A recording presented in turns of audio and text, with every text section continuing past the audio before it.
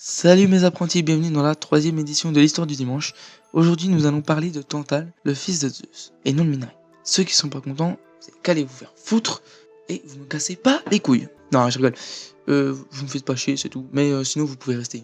Bref, commençons. Tantale, dans la mythologie grecque, et non dans la chimie, est le fils de Zeus et de la nymphe Pluto. Il est le roi de Phrygie, qui est maintenant la Turquie, pour que vous visionnez à peu près l'endroit. Les dieux honoraient Tantale de leur amitié et le recevaient à leur table divine. Mais ils trahissent leur amitié de diverses manières, selon les auteurs. D'après le Scholiaste de l'Odyssée, Tantale, qui passait son temps à banqueter avec des jeunes gens de son âge, aurait dérobé du nectar et de l'ambroisie pour le donner à ses compagnons. Zeus l'aurait chassé du banquet divin, suspendu en haut à une haute montagne attachée par les mains, puis renversé le mont Sipyle sur l'endroit où il a été enseveli.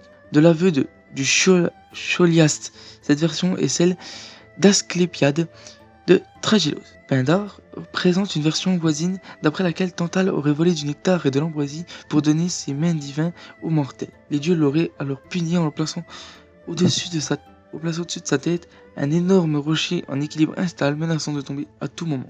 Selon Diodore de Sicile, Tantale, que les dieux admettaient à leur table commune et à leur entretien intime, aurait révélé aux mortels des secrets divins.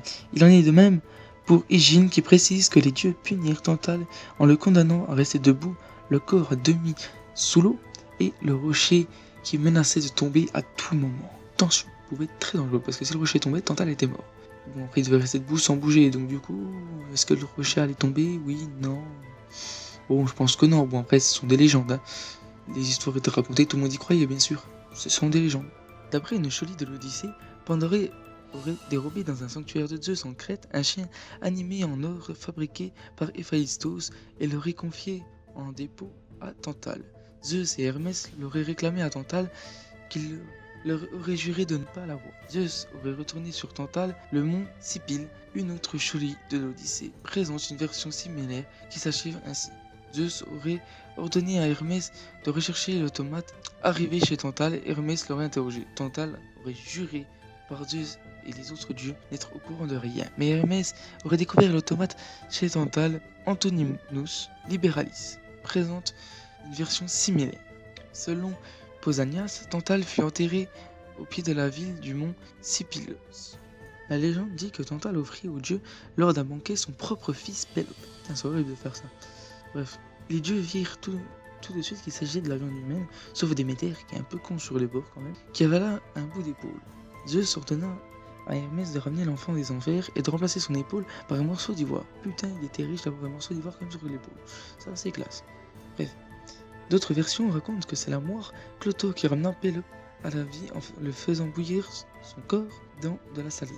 Les dieux condamnèrent Tantale à ce qui deviendra célèbre sous le nom de supplice de Tantale, passer l'éternité dans le Tartare à souffrir un triple supplice. Homère dans l'Odyssée, Télès, dans ses diatribes, raconte que Tantale est placé au milieu d'un fleuve et sous un arbre fruitier. Faut pas ce qui est mal là-dedans, mais vous verrez la suite. Qu'est-ce qui est mal dans le fait d'être sous un arbre fruitier et à côté d'un fleuve. La légende raconte que à chaque fois que Tantale se baissait pour boire l'eau du fleuve, le fleuve s'asséchait. Et que à chaque fois qu'il tendait la main pour attraper un fruit, le vent s'éloignait des branches de l'arbre. Selon Pausanias, lorsque le tueur Pandaré vint lui remettre le chien d'or sacré volé dans le temple de Zeus en Crète, Tantale nia le posséder, puis refusa de le rendre à Hermès. Donc c'est ce que j'ai dit juste avant de raconter les supplices qui avaient été donnés à Tantale. Je vous remercie d'avoir regardé cette troisième édition de l'histoire du dimanche.